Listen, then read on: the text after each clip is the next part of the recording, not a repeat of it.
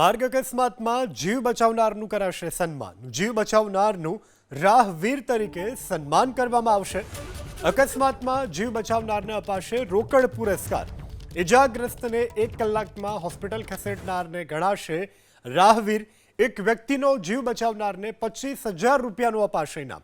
રાજ્ય સરકારે રાહવીર માટે 3 કમિટીની રચના કરી છે। જિલ્લા, શહેર અને રાજ્ય સ્તરની કમિટીની રચના કરવામાં આવી છે। આ કમિટીમાં કલેક્ટર, એસપી, આરોગ્યના અધિકારીઓનો સમાવેશ।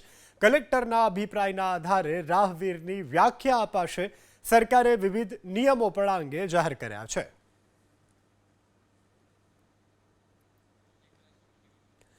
તો અકસ્માતમાં કોઈ વ્યક્તિનો જીવ બચાવનાર જે વ્યક્તિ જેને રાહવીર તરીકે સન્માનિત કરાશે, ₹25,000નું ઇનામ આપવામાં આવશે।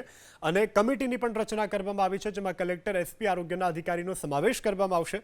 ડોક્ટરના અભિપ્રાયના આધારે રાહવીરની વ્યાખ્યા અપાશે।